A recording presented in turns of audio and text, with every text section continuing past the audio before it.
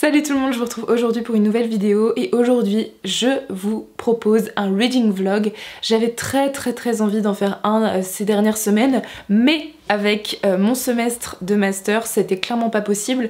Là on arrive tranquillement à la fin de mon premier semestre de ma 5e année et du coup je commence à avoir moins de cours et même si j'ai encore quelques dossiers à rendre et deadlines, j'avais quand même très envie de me lancer dans une semaine de reading vlog avec des livres évidemment assez courts, très facile et rapide à lire parce que je ne peux pas lire une brique de 1000 pages en une semaine, ça sera même pas envisageable. Mais en fait j'ai 3 livres que j'avais très envie de lire à la base pour le mois d'octobre parce que je les trouvais parfaits pour l'automne. Le mois de novembre ça reste quand même l'automne aussi, mais c'est toujours cette transition un peu bizarre entre octobre et décembre. Et j'avais donc repérer ces 3 livres de ma pile à lire que j'avais très envie de découvrir, de continuer surtout parce qu'il s'agit de 3 tomes de 3 séries différentes et je n'ai pas eu le temps de le faire et du coup je me dis que c'est le moment, on est fin novembre et je me dis que ça peut être sympa de lire ces 3 livres cosy pour la fin du mois de novembre et pour engager un peu la période hivernale à venir. Du coup je me suis dit pourquoi pas faire un reading vlog d'une semaine et j'aimerais lire ces 3 livres pendant la semaine à venir. Donc on est dimanche 21 novembre, on est le soir, il est presque 19h, j'ai encore un peu de travail donc je pense que je commencerai à lire ce soir vers 21h-22h mais les 3 livres que j'ai choisis, il y a le tome 3 de Anne de Green Gables, donc Anne de Redmond de Lucy Maud Montgomery aux éditions Monsieur Toussaint l'Ouverture.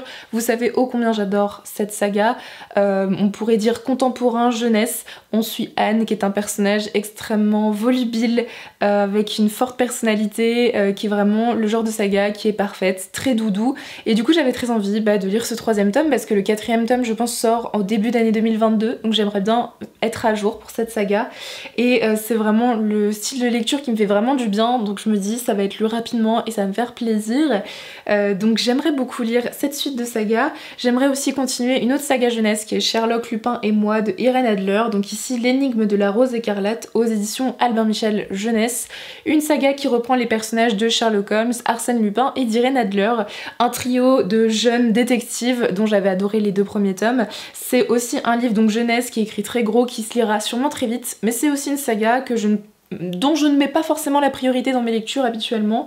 Ça me fera du bien de la lire, ce sera rapide et ça me permettra de continuer une saga et je trouve que les cozy mystery c'est quand même parfait pour la période actuelle. Et enfin une suite et fin de saga que j'ai eu pour mon anniversaire cette année et que je n'ai pas encore lu. Il s'agit du 3e et dernier tome des Sœurs Carmine de Ariel Holzel, donc ici de Laurine à l'école aux éditions Naos. Donc en fait il s'agit de cette saga d'Ariel Holzel qui est assez excentrique, assez sombre mais avec beaucoup d'humour, de sarcasme. On va suivre donc les Sœurs Carmine. Ici on suit la 3e et plus jeune sœur de ce trio qui est Dolorine. J'avais adoré les 2 premiers tomes, j'ai hâte de voir ce que me réserve ce 3e et dernier tome et c'est encore une fois un livre qui est assez court, il fait un tout petit peu plus de 250 pages et je pense que ça se lira avec grand plaisir et très vite. Donc voilà un peu pour les 3 lectures que j'ai prévues pour cette semaine. Donc ça va me permettre de remplir un peu mon objectif Goodreads parce que j'en suis un peu en retard, même si je sais que je ne le remplirai clairement pas cette année. Mais je me dis que ça m'avance un petit peu, ça me permet de continuer des sagas et surtout des sagas que j'apprécie beaucoup. Donc c'est parti pour cette semaine de reading vlog avec des lectures cosy.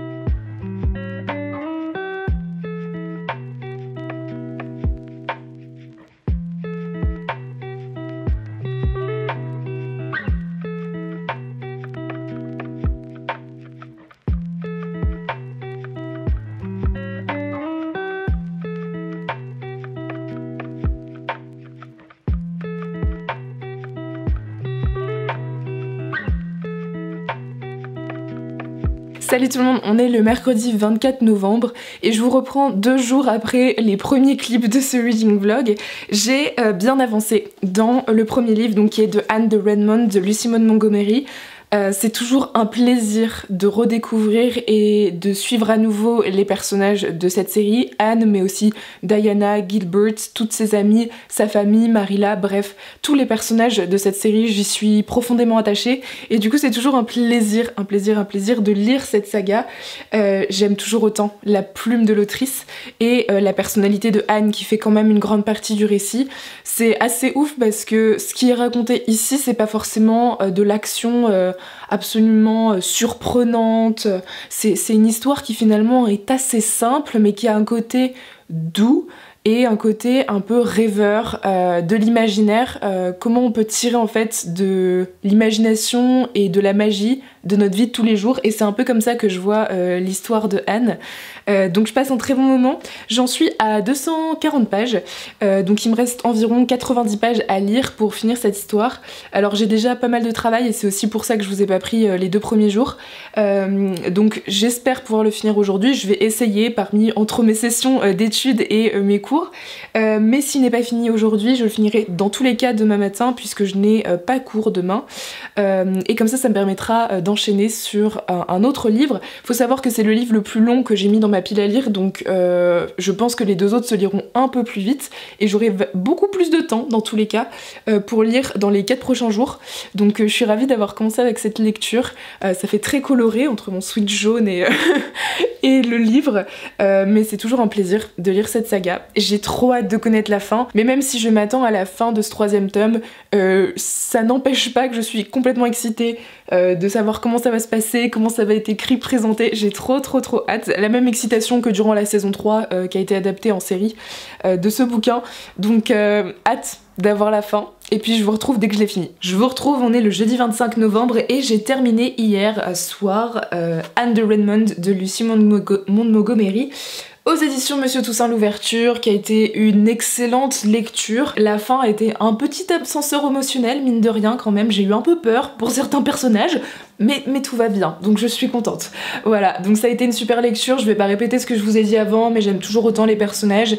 L'intrigue ne paye pas de mine, mais ça reste un sort de contemporain jeunesse, donc il n'y a pas une intrigue extrêmement surprenante, mais elle est attachante, intéressante, on se laisse embarquer. C'est le genre de bouquin qu'on savoure pour son ambiance, son écriture et ses personnages, sans forcément qu'il y ait une intrigue phénoménale. J'ai adoré ce 3e tome, j'ai tellement hâte de lire le 4e qui sort en janvier, et du coup j'ai fini mon premier livre pour ce reading vlog, donc ça permet d'ajouter un livre à mon challenge Goodreads, on va y arriver. Je sais très bien que je ne remplirai pas mon challenge Goodreads cette année, mais là ça me permet d'ajouter quelques livres en cette fin d'année. Et je vais enchaîner avec le 3e tome de Sherlock, Lupin et moi de Irène Adler aux éditions Albin Michel Jeunesse, donc ici l'énigme de la rose écarlate. Ici c'est aussi de la jeunesse parce que ça se lit aussi rapidement et que ça fait longtemps qu'il est dans ma pile à lire. On va suivre les personnages de Sherlock Holmes, Arsène Lupin et Irène Adler, un trio lorsqu'ils sont jeunes à Londres. Et là on est en décembre 1870, donc c'est clairement parfait pour la période. J'aime souvent cette saga parce que les intrigues sont vraiment bien ficelées et que les personnages sont aussi très attachants. Donc je pense que ça va se lire très rapidement, j'aimerais bien l'avoir terminé pour demain, mais pour l'instant je suis dans les temps, donc je suis super contente. Donc c'est parti, on va se lancer dans le 3e tome.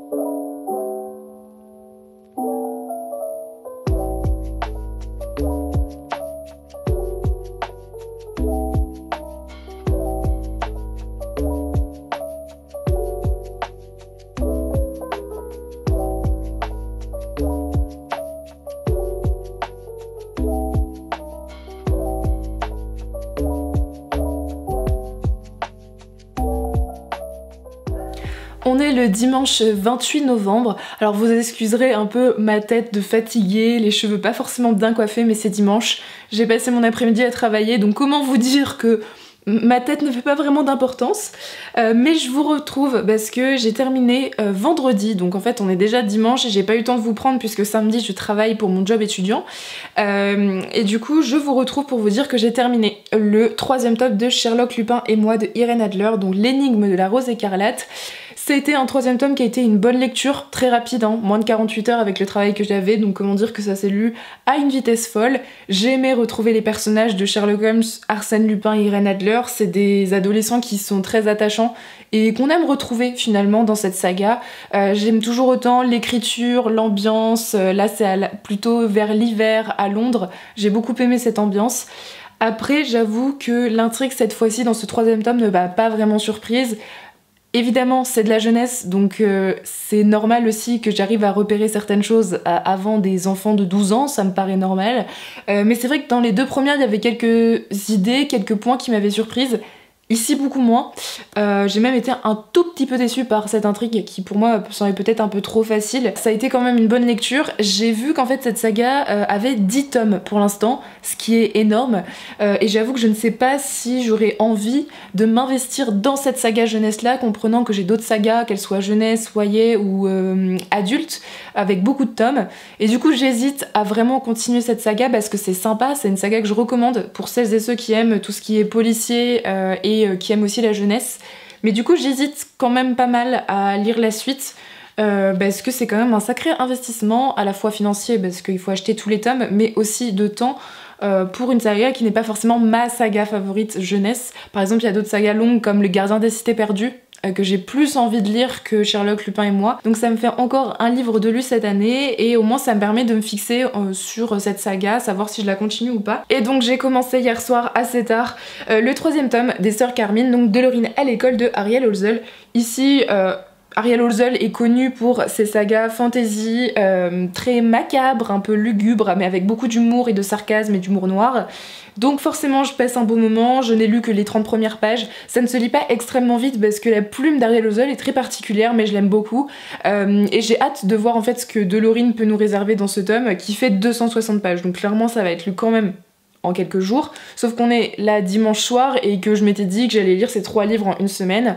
Je pense que je finirai plutôt ce livre lundi ou mardi et de toute façon je vais continuer le reading vlog parce que ici c'est un mini challenge que je me donnais à moi-même donc il n'y a pas forcément de date précise mais ça me permet mine de rien en très peu de temps de lire 3 livres et de finir et continuer des sagas. Voilà, donc hâte de voir ce que va me réserver ce 3e tome et on se retrouve pour la suite.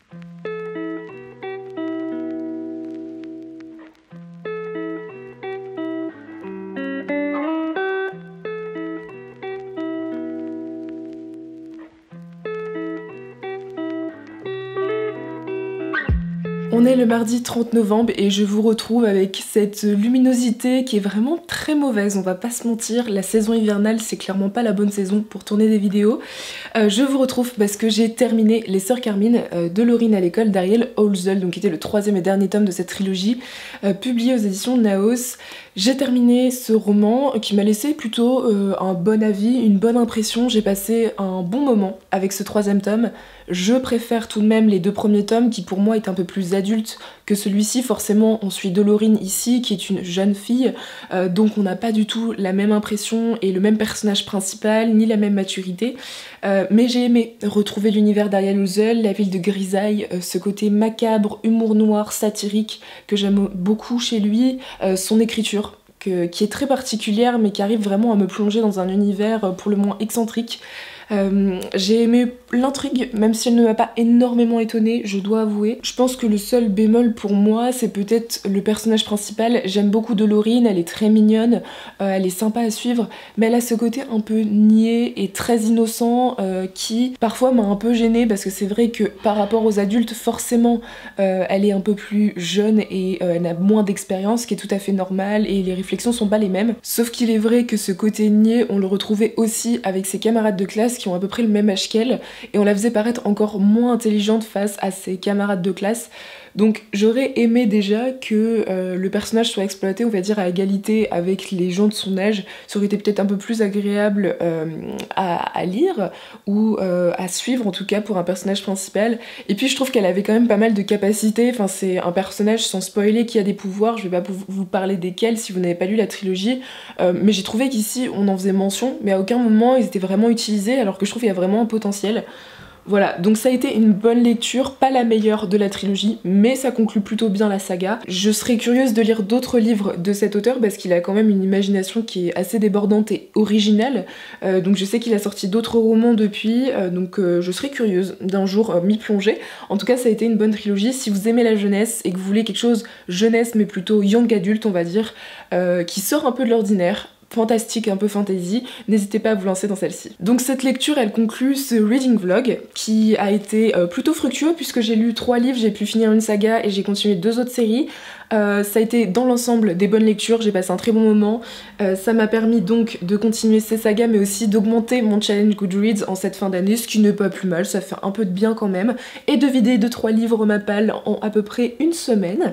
Voilà, donc j'espère sincèrement que ce vlog vous aura plu. N'hésitez pas à me dire si vous souhaitez que j'en fasse des comme ça de temps à autre.